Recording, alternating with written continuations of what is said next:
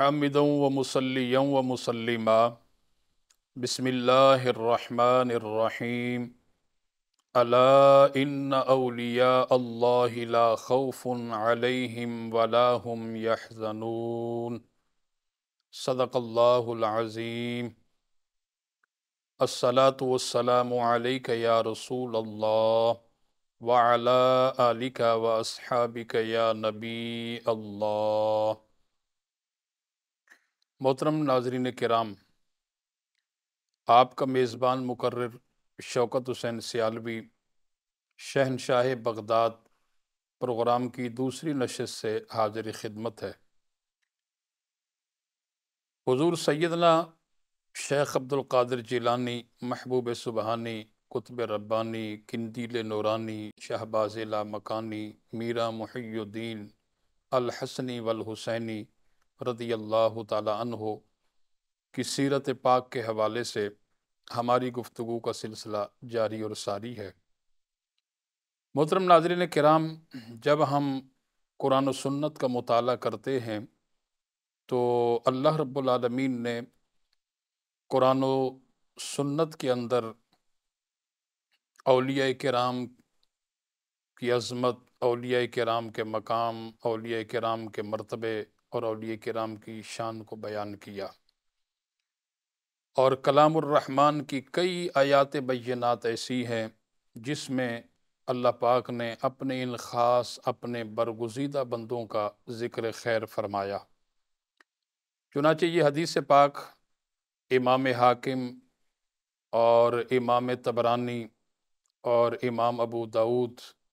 اور ترمذی اور مسند امام احمد کے اندر بھی یہ حدیث پاک موجود ہے۔ نبی کریم علیہ السلام نے ارشاد فرمایا، قیامت کے روز اللہ کے کچھ خاص بندے ایسے ہوں گے جنہیں اللہ رب العالمین نور کے پہاڑ پر بٹھائے گا۔ ایک حدیث پاک میں ہے کہ اللہ رب العالمین انہیں موتیوں کے پہاڑ پر بٹھائے گا، اور ایک حدیث پاک میں ہے کہ اللہ تعالیٰ اپنے دائیں جانب بٹھائے گا، اور ایک حدیث پاک میں ہے کہ اللہ عرش کے سامنے بٹھائے گا۔ فرمایا کہ ان کے چہرے نور علی نور ہوں گے، نہ ان پر کوئی خوف ہوگا اور نہ ان پر کوئی ڈر ہوگا، اور نبی بھی ان پر رشک کریں گے اور شہید بھی ان پر رشک کریں گے۔ نبی یہ کہیں گے کہ باری تعالیٰ، یہ نبی، ہم تیرے نبی ہیں اور نبی ہونے کی وجہ سے ہمیں یہ مقام اور مرتبہ تو نے عطا فرمایا، یہ تو نبی نہیں ہیں، پھر اس کے باوجود انہیں یہ مقام اور مرتبہ عطا کیا گیا۔ اور شہید کہیں گے کہ باری تعالیٰ، ہم نے تیری راہ میں اپنی جان قربان کر دی اور اس کی وجہ سے ہمیں یہ مقام اور مرتبہ عطا کیا گیا، یہ تو شہید بھی نہیں ہیں، انہیں یہ مقام اور مرتبہ کس عمل کی وجہ سے ملا ہے؟ یعنی وہ جو نبی رشک کریں گے، شہید رشک کریں گے، تو رشک کا معنی یہاں محدثین نے، مفسرین نے یہ لکھا ہے کہ وہ یہ کہیں گے کہ باری تعالیٰ، نہ یہ نبی ہیں نہ یہ شہید ہیں، پھر ان کو یہ مقام اور مرتبہ عطا کیا گیا۔ تو نبی کریم علیہ السلام ارشاد فرماتے ہیں کہ قیامت کے روز نہ ان پر کوئی ڈر ہوگا، نہ کوئی خوف ہوگا، اور ان کے چہرے بھی نور علی نور ہوں گے، ان کے چہروں سے نور کی شعائیں نکل رہی ہوں گی۔ صحابہ کرام جب حضور کی اس بات کو سنتے ہیں تو بے قرار ہو جاتے ہیں، اور صحابہ کرام عرض کرتے ہیں کہ یا رسول اللہ، نہ یہ نبی ہوں گے نہ یہ شہید ہوں گے، پھر آخر یہ کون لوگ ہیں کہ جن کے چہروں سے نور کی شعائیں نکل رہی ہوں گی، ان پر کوئی خوف، کوئی ڈر نہیں ہوگا؟ تو سرکار دو عالم علیہ السلام کلام الرحمن کی اس آیت بینات کی تلاوت فرماتے ہیں، الا ان اولیاء اللہ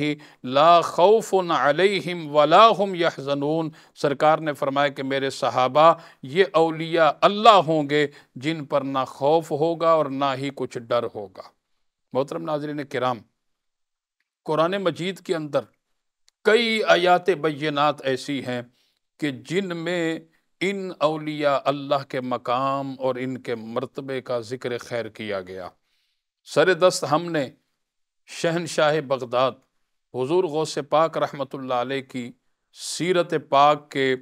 پر نور پہلو آپ کی سماعت کی نظر کرنے ہیں۔ اور حضور غوث پاک رحمۃ اللہ علیہ کی ولادت باسعادت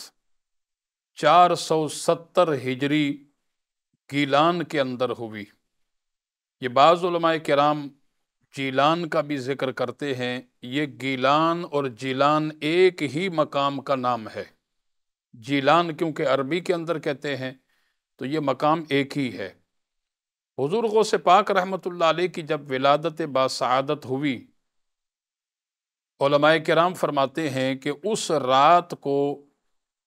آپ کے والد گرامی حضرت ابو صالح سید موسیٰ جنگی دوست رحمۃ اللہ علیہ کو نبی کریم صلی اللہ علیہ وسلم کا دیدار نصیب ہوا، اور آقا کریم علیہ الصلوۃ والسلام صحابہ کرام کے ہمراہ تشریف لائے، اور اولیاء کرام کی جماعت بھی حضور کے ساتھ ہے، اور آقا کریم علیہ الصلوۃ والسلام نے اپنا دیدار عطا فرمایا اور فرمایا کہ سید موسیٰ، اللہ رب العالمین نے آپ کو جو فرزند عطا فرمایا ہے، فرمایا کہ وہ اللہ کا کامل ولی ہے، اور میرا بھی محبوب ہے اور وہ اللہ کا بھی محبوب ہے۔ اور سرکار نے ارشاد فرمایا کہ جس طرح نبیوں کے اندر میرا ایک بلند ترین مقام اور مرتبہ ہے، یعنی جس طرح اللہ رب العالمین نے مجھے امام الانبیاء بنایا ہے، تیرا یہ لخت جگر امام الاولیاء ہوگا۔ فرمایا کہ جس طرح اللہ نے مجھے سلطان الانبیاء بنایا ہے، اسی طرح تیرا یہ لخت جگر سلطان الاولیاء ہوگا۔ حضور غوث پاک رحمۃ اللہ علیہ قربان جائیں آپ کی عظمت اور آپ کی شان پر۔ آپ مادر ذات اللہ کے ولی، اور پیدا ہوتے ہی ماہ رمضان المبارک کے اندر جو ہے دن بھر آپ ماں کا دودھ نوش نہیں فرماتے تھے،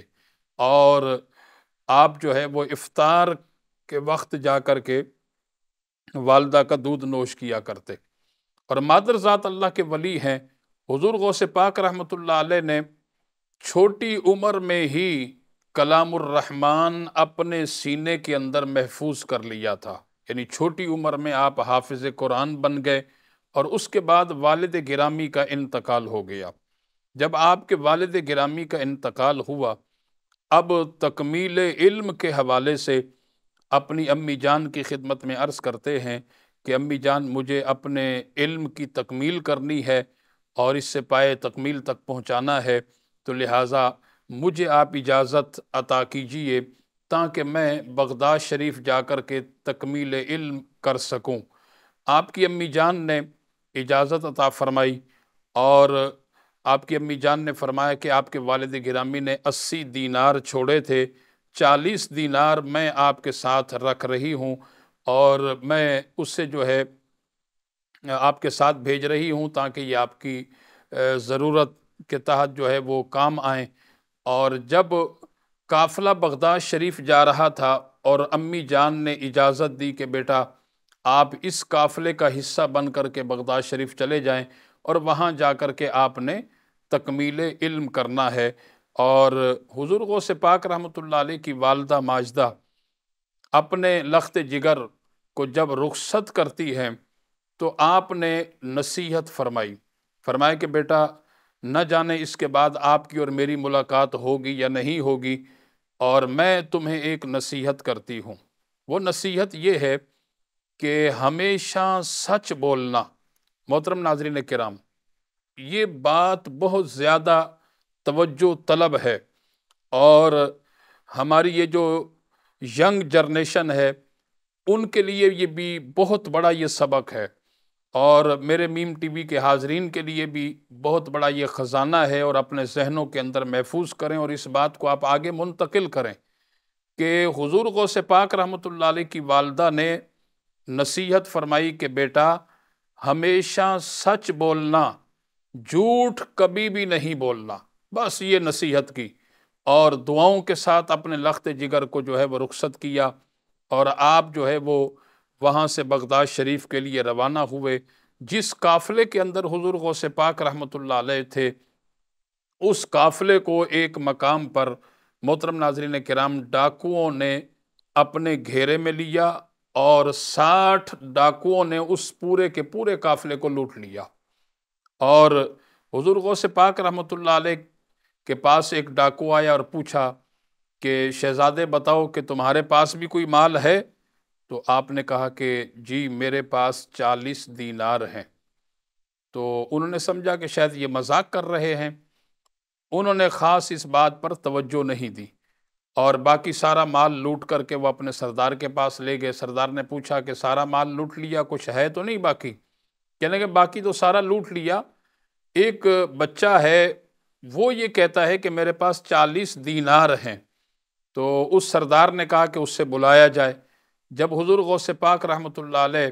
کو بلایا گیا اور اس سردار نے، ڈاکوؤں کا جو سردار تھا، اس نے پوچھا کہ شہزادے ہاں تمہارے پاس 40 دینار ہیں؟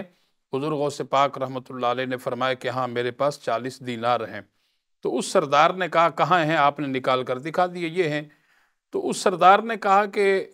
اگرچہ آپ ہمیں یہ بات نہ بتاتے تو یقیناً یہ 40 دینار آپ کے بچ جاتے، ہمیں تو نہیں پتا تھا کہ اس طرح جو ہے وہ پوشیدہ مقام پر جو ہے یہ پیسے، یہ رقم اور یہ دینار جو ہے وہ موجود ہیں، تو لہٰذا آپ نے کیوں بتایا؟ حضور غوث پاک رحمۃ اللہ علیہ نے جو جواب دیا وہ کرنٹ کے مانند جا کر کے ان ڈاکوؤں کے دل پر لگا۔ آپ نے فرمایا کہ میری ماں مجھ سے ناراض ہو جاتی اور میں ماں کی نافرمانی نہیں کر سکتا، اگرچہ میں اس بات کو چھپا لیتا، میں جھوٹ بولتا تو یہ میری ماں کی نافرمانی ہو جاتی، کیونکہ آتے ہوئے میری ماں نے مجھے نصیحت کی تھی کہ بیٹا ہمیشہ سچ کہنا اور کبھی جھوٹ مت بولنا۔ آج اگرچہ میں جھوٹ بولتا میرے دینار تو بچ جاتے، لیکن میری ماں کی نافرمانی ہو جاتی۔ یہ جملہ کرنٹ کے مانند جا کر کے لگا۔ محترم ناظرین کرام، یہاں میں اس بات کو روک کر کے مقدمہ کلیات جامی کی وہ عبارت آپ کی سماعت کی نظر کرتا ہوں کہ حضرت بہاؤالدین نقشبند رحمۃ اللہ علیہ، جنہوں نے مقدمہ کلیات جامی کے اندر ولی کامل کی 3 نشانیاں بیان فرمائی۔ پہلی نشانی فرمائے کہ جب اللہ کے کامل ولی کو دیکھو تمہارے دل کے اندر یہ تڑپ پیدا ہو، خواہش پیدا ہو، آرزو پیدا ہو کہ میں اس مرد کلندر کو دوبارہ دیکھوں، تو بس سمجھ جانا یہ کوئی عام انسان نہیں ہے بلکہ یہ اللہ کا کامل ولی ہے۔ یہ پہلی نشانی۔ دوسری نشانی مقدمہ کلیات جامی کے اندر شاہ نقشبند نے یہ لکھی، فرمایا کہ جب وہ اللہ کا ولی کلام کرے، گفتگو کرے، اس کے جملے، اس کی باتیں، اس کا کلام تمہارے دل پر کرنٹ کے مانند لگے تو بس سمجھ جانا کہ وہ کوئی عام انسان نہیں ہے بلکہ اللہ کریم نے اس مرد کلندر کو منصب ولایت پر فیض کیا ہے۔ اور تیسری نشانی فرمایا کہ اللہ کا جو کامل ولی ہوگا اس کی جلوت خلوت میں تضاد نہیں ہوگا، اس کا ظاہر باطن ایک جیسا ہوگا۔ لہٰذا اب یہاں دیکھیں کہ مقدمہ کلیات جامی کے اندر ولی کامل کی جو دوسری نشانی بیان کی جا رہی ہے، یعنی اس کی باتیں، اس کا کلام کرنٹ کے مانند جا کر کے لگے۔ حضور غوث پاک رحمۃ اللہ علیہ کلام الرحمن کے حافظ ہیں اور باقی علوم کی تکمیل کے لیے آپ تشریف لے جا رہے ہیں بغداد شریف، ابھی آپ کا بچپنا ہے اور اللہ کریم نے اتنا بڑا مقام اور مرتبہ عطا کیا۔ آپ کی زبان سے جب یہ جملے نکلے کہ میں ماں کی نافرمانی نہیں کر سکتا، میرے دینار جھوٹ بولنے سے تو بچ جاتے لیکن میری ماں کی نافرمانی ہو جاتی۔ میری ماں نے کہا تھا بیٹا ہمیشہ سچ کہنا، جھوٹ کبھی بھی نہیں کہنا، جھوٹ کبھی بھی نہیں بولنا۔ جب یہ باتیں ان ڈاکوؤں کے سرداروں، اس سردار کے دل پر کرنٹ کے مانند لگی تو اس سردار نے کہا کہ اے شہزادے، تو اپنی ماں کی نافرمانی نہیں کرتا، ہم تو اس پروردگار عالم کی نافرمانی کر رہے ہیں جس پروردگار عالم نے ہمیں پیدا کیا ہے، جس پروردگار عالم نے ہمیں جو ہے طرح طرح کی نعمتوں سے نوازا ہے، ہم تو اس باری تعالیٰ کی نافرمانی کر رہے ہیں۔ اے شہزادے، آج ہم اللہ کی بارگاہ میں سچی اور پکی توبہ کرتے ہیں اور آپ ہم سب کے لیے دعا کریں کہ اللہ تعالی ہم پر مہربانی فرمائے۔ حضور غوث پاک رحمۃ اللہ علیہ کا بچپنا ہے اور وہاں اسی مقام پر آپ نے جو ہے ان ڈاکوؤں کے لیے دعا کی۔ علماء فرماتے ہیں، روایات کے اندر ہے کہ حضور غوث پاک رحمۃ اللہ علیہ کی دعا کی برکت سے اللہ تعالیٰ نے ان تمام ڈاکوؤں کو ولی کامل بنا دیا۔ اب دیکھیں یہ سچ کی برکت ہے۔ تو محترم ناظرین کرام، حضور غوث پاک رحمۃ اللہ علیہ کی عظمت اور آپ کی شان اور آپ کے مقام پر قربان ہو جائیں، آپ کی بہت بڑی شان ہے۔ پھر آپ بغداد شریف تشریف لے گئے، وہاں جا کر کے آپ نے جو ہے وہ تکمیل علم کے لیے جو ہے آپ نے محنت کی، اور وہاں جا کر کے آپ نے علم صرف پڑھا، علم نحو پڑھا، علم منطق، علم فلسفہ اور علم حدیث، علم تفسیر، علم فقہ، آپ نے جو ہے وہ تمام جو ہے وہ علوم وہاں آپ نے حاصل کیے۔ اور جب آپ کی جو ہے وہ تکمیل علم، یعنی آپ نے تمام علوم کو پائے تکمیل تک پہنچایا، اور اس کے بعد جو ہے آپ کو دستار کی فضیلت سے نوازا گیا، اور اس کے بعد جب تمام علوم پڑھ کر آپ فارغ ہو گئے، اس کے بعد حضور غوث پاک رحمۃ اللہ علیہ اب آپ کے وہ واقعات بھی اٹھا کر کے دیکھیں محترم ناظرین کرام کہ اللہ کریم نے آپ کو کتنا بڑا مقام اور مرتبہ عطا کیا۔ جیسے کہ علامہ محمود آلوسی رحمۃ اللہ علیہ روح المعانی کے اندر ارشاد فرماتے ہیں، اور اسی طرح امام جلال الدین سیوطی رحمۃ اللہ علیہ الحاوی للفتاویٰ کے اندر ارشاد فرماتے ہیں کہ حضور غوث پاک رحمۃ اللہ علیہ جب تمام علوم سے فارغ ہو گئے، اور اس کے بعد بغداد شریف کی سرزمین ہے اور آپ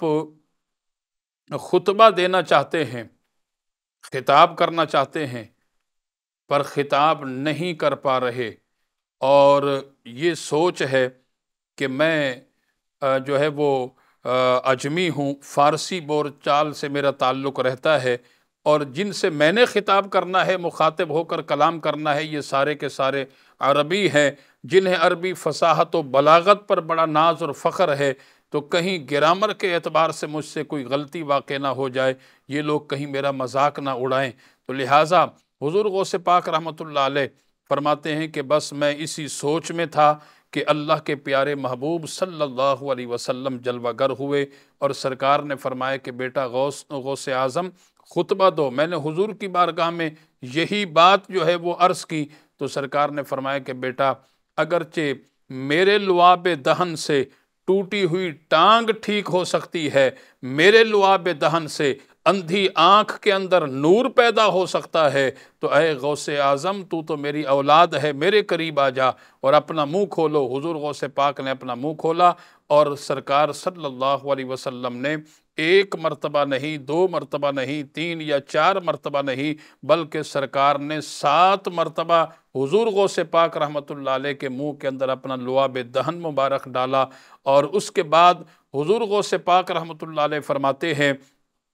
کہ میں نے جب توجہ کی، سرکار وہاں سے تشریف لے گئے، تو میں نے دیکھا تو حضرت حسنین کریمین کے والد گرامی مولا علی شیر خدا جو ہے وہ جلوہ گر ہیں، انہوں نے مجھ سے کہا کہ اے غوث اعظم خطبہ دو۔ میں نے یہی بات ان سے کہی، تو حضور سیدنا مولا علی شیر خدا رضی اللہ تعالی عنہ نے بھی کہا کہ منہ کھولو۔ میں نے منہ کھولا، اور انہوں نے میرے منہ کے اندر 6 مرتبہ اپنا لعاب ڈالا، اور اس کے بعد میں نے کہا کہ سرکار نے تو 7 مرتبہ لعاب ڈالا، آپ نے 6 مرتبہ۔ اللہ اکبر۔ محترم ناظرین کرام ذرا اس بات کو سنیں، حضرت مولا علی شیر خدا رضی اللہ تعالیٰ عنہ فاتح خیبر، حسنین کریمین کے والد گرامی، اہل بیت کے نیر اعظم، اہل بیت کے چمکتے اور دھمکتے ہوئے ستارے سیدنا علی المرتضیٰ شیر خدا رضی اللہ تعالیٰ عنہ نے جواب دیا کہ اے غوث پاک، نبی نبی ہے، علی علی ہے، علی نبی جیسا نہیں ہو سکتا۔ تو محترم حضرات، جب علی نبی جیسا نہیں ہو سکتا تو پھر بتائیے کہ ہم اور آپ کس بات کی مولی ہیں؟ وہ بدبخت لوگ اس بات کو یقیناً سوچیں جو اس طرح کی باتیں کرتے ہیں کہ نعوذ باللہ من ذالک، وہ نبی ہماری طرح بشر ہیں، وہ تو ہماری طرح چلتے اور پھرتے ہیں، کھاتے اور پیتے ہیں، نعوذ باللہ من ذالک۔ تو لہٰذا جب صحابہ حضور جیسے نہیں ہو سکے، بلکہ سرکار نے تو خود ارشاد فرمایا تھا صحابہ کرام کو، ایکم مثلی، تمہارے اندر کون میری مثل ہے؟ تو کسی صحابی نے تو یہ کبھی نہیں کہا کہ ہاں، لیکن اب اس کے بعد جب حضور غوث پاک رحمۃ اللہ علیہ کے منہ کے اندر سرکار نے لعاب ڈالا حضرت علی مولا علی شیر خدا نے لعاب ڈالا، اس کا نتیجہ کیا نکلا؟ حضور غوث پاک فرماتے ہیں کہ اس کے بعد جب میں نے خطبہ دینا شروع کیا، فرمایا کہ بغیر کسی آلے، بغیر کسی ساؤنڈ کے، فرمایا کہ جہاں تک وہ ہزارہا لوگوں کا مجمع تھا، اس مجمع کے آخر تک میری آواز جا رہی تھی۔ دعا ہے کہ اللہ تعالی ہمیں حضور غوث پاک رحمۃ اللہ علیہ کی سیرت پاک پڑھنے کی، سمجھنے کی اور حضور غوث پاک کی تعلیمات پر عمل کرنے کی توفیق عطا فرمائے۔ اپنے میزبان مقرر شوکت حسین سیالوی کو کل تک کے لیے اجازت دیجیے۔ والسلام علیکم ورحمۃ اللہ وبرکاتہ۔